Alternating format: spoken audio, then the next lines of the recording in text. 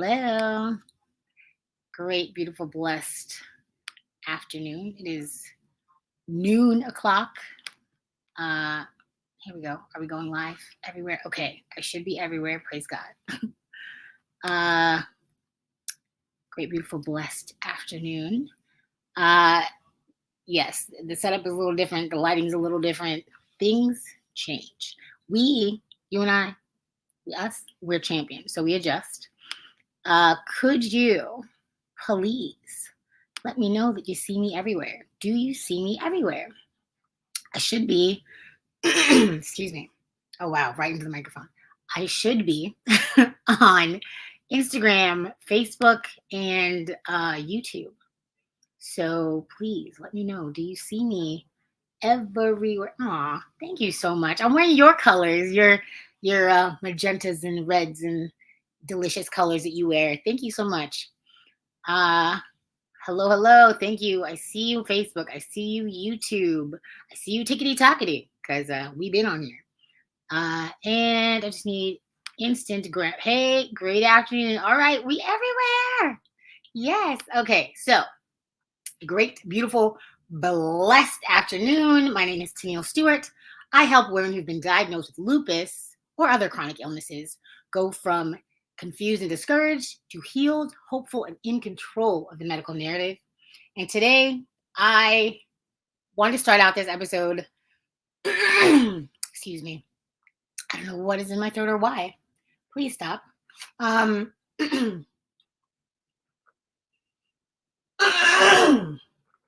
was totally fine before I started recording, so that's fun. Anyways, I would like to. Oh, I know why. I would like to start this episode by saying, today would have been my friend's birthday, and I want to pay all her respects. Happy birthday, Priya! I miss you. I love you. Your sister's post just made me cry. So, she was the most supportive human of my dreams, and a lot of Septembers I spent with her for her birthdays. The most like photo shoots I have are from her birthdays, and God bless like anyone who's ever known her, because she was just a joy. She was just a joy, and I am so blessed to have known her. And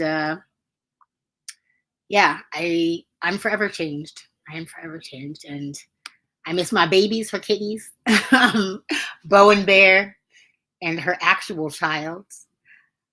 Ray, you are a blessed child. Everyone has been praying for you since before you were born. And yeah, so I'm just paying my respects.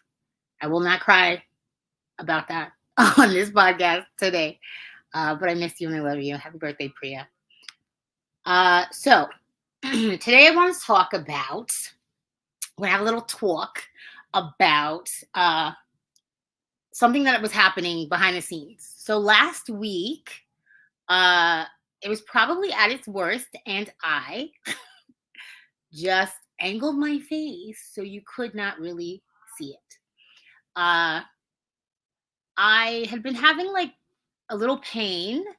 I had gotten a bug bite. I'm like super prone to bug bites. They love me. I'm delicious. I don't know. So I got a bug bite on my shoulder, and then I had like a lump in my neck, and I was like, oh, maybe it's bug bite related. Like I get really aggressive. I've always gotten really aggressive reactions to bug bites.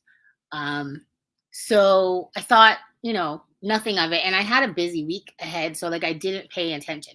Then I noticed that the bug bite had healed, and the lump on my neck had gotten significantly worse.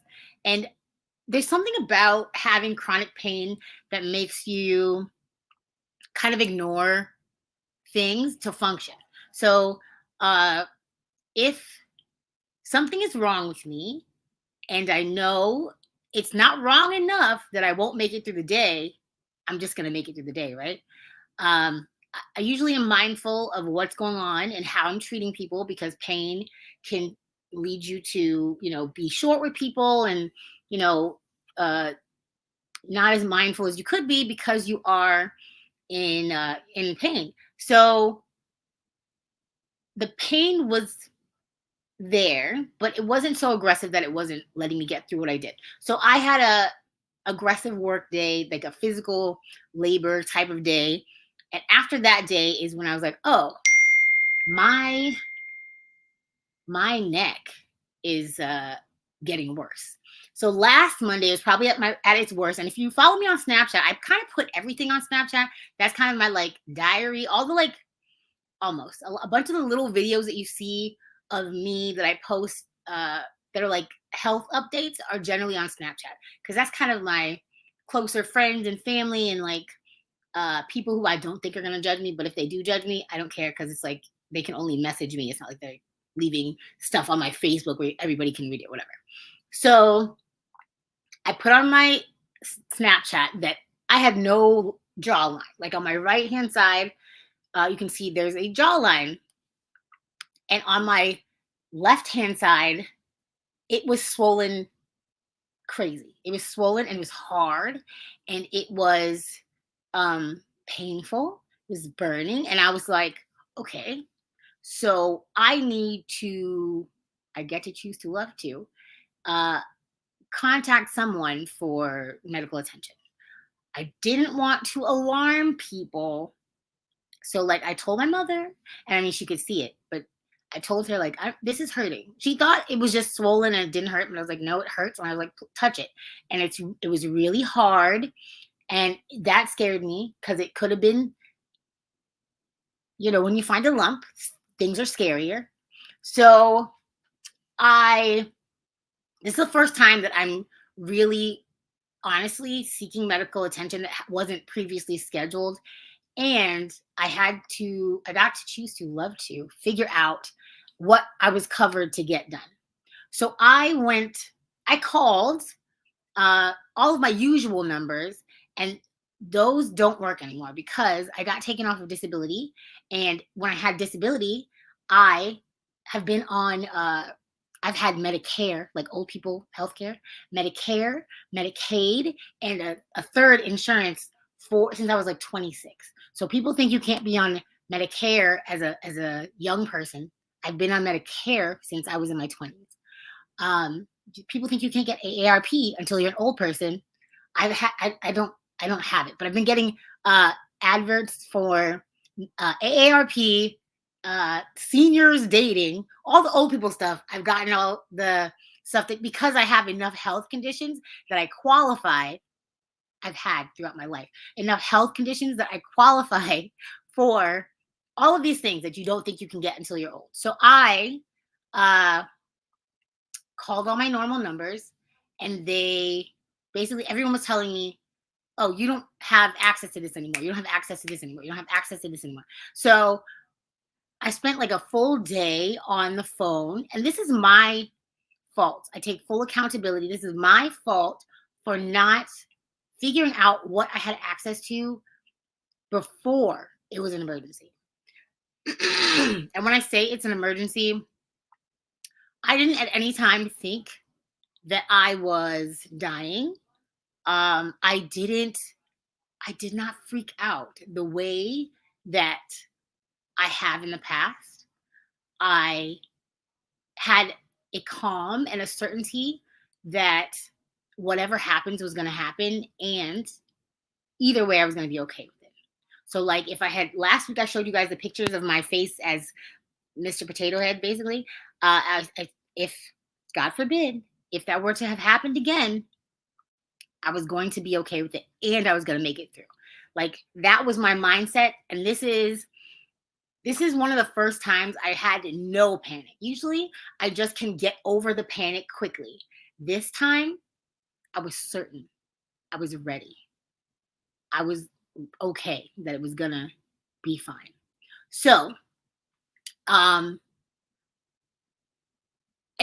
this is another thing that changed for me, is that previously I would have been so focused on making those phone calls.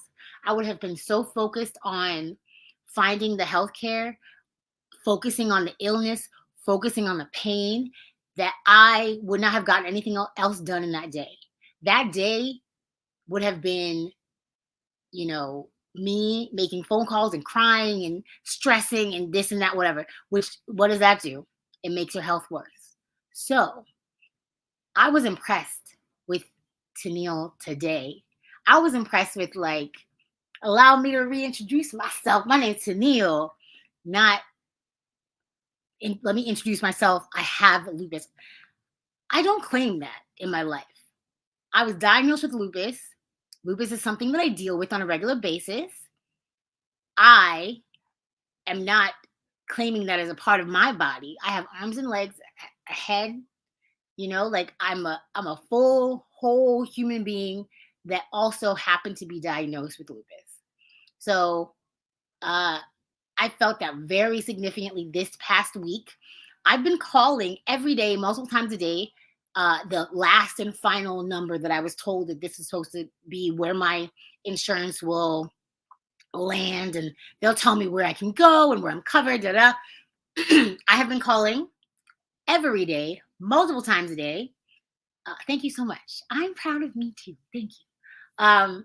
I've been calling every single day, multiple times a day, and I've spoken to a person once and got disconnected. Um, the queue where they would say, like, "Oh, we'll call you back," da da da. It doesn't work. Like, I guess there's too many people. I don't know, but it says, "Yeah, you can put your phone number in," da da da, and then when it gets to that point, it says, "No, you can't."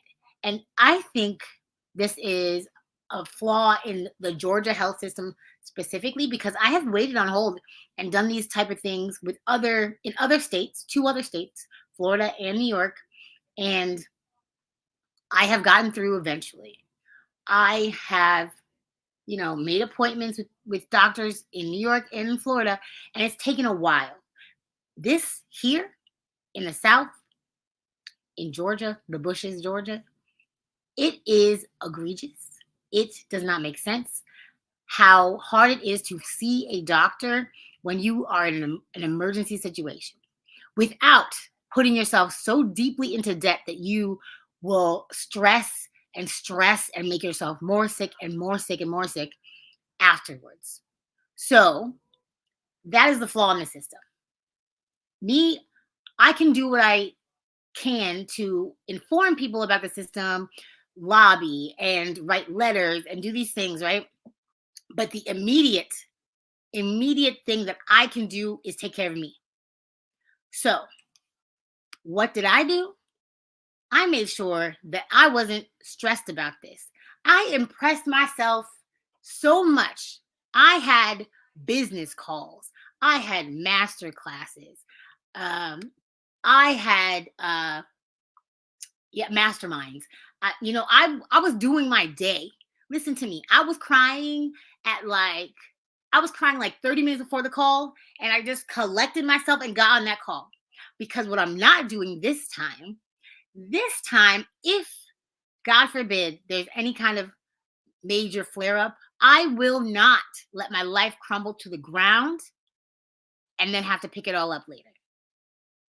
This being resilient in a way that, like, yes, I have recovered and then built my life back up. Yes, I did that. And I'm proud of that also. This time, the way that I'm functioning is I'm not letting it crumble all the way to the ground. I am building this particular business. I am building my other businesses the same. I have systems in place. I have people backing me up. I have, a plan for if the worst is to happen. And that is what you get to choose to love to do with your whole life. And I'm not ruminating on the fact that this hurts. This is happening. I was so busy that, like, during the day, a lot of the time, um, as long as I was like moving, it didn't really bother me or dawn on me that, my face was still swelling at the time. Like, I'm so grateful. I'm so grateful that right now, um, I have jawline again, and I do have still two lumps here. However, everything is going down. Everything is resolving. I do, though, I do want to still go to see a doctor whenever I get in, and get the blood work done because I'm looking for the markers. I want to know why this happened. I want to know what my blood work was looking like when it was happening. So I don't know if that's what I'll get. I keep track.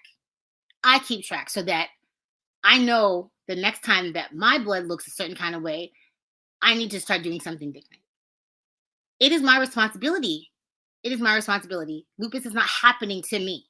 This life is not happening to me.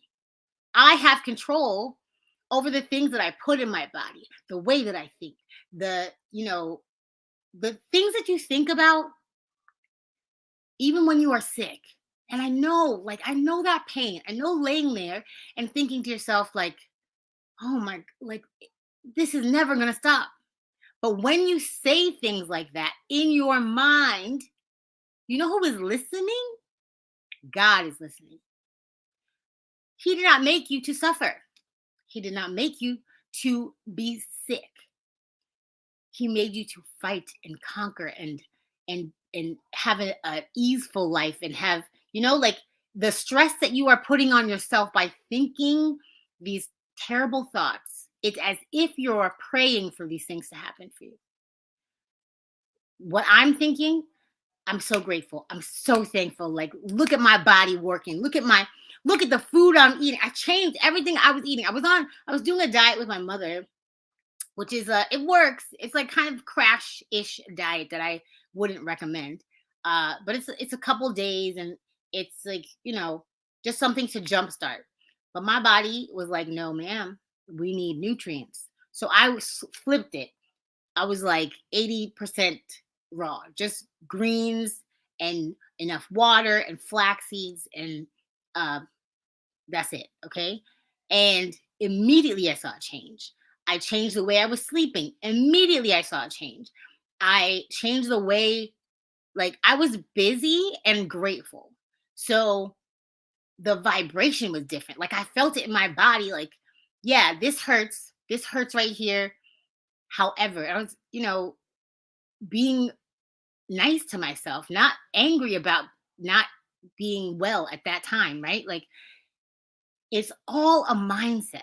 It's all like, I do not identify as a sick person. I do not identify as somebody who's going to be in bed all day, all night, and crying about what I feel like. Hello, hi, welcome to the chat. Um, I want that for you. I want that for you. Like, I have a new client that I'm just so excited about changing the way that she's been thinking about her life. She lives a gorgeous life right now. And I am so excited for her to see it too. And all of the improvements you want to make. Yes, when you say things to yourself, you are listening. You are listening. God is listening. It is as if you are praying for whatever it is you're thinking about. So, and I'm telling you this as a neurodivergent person. Like, my brain be braining. It be doing stuff. And I still know that I have control, more control than I've given myself credit for. And I'm so proud of myself that I'm here at this point and I felt the difference. I know how I used to spiral.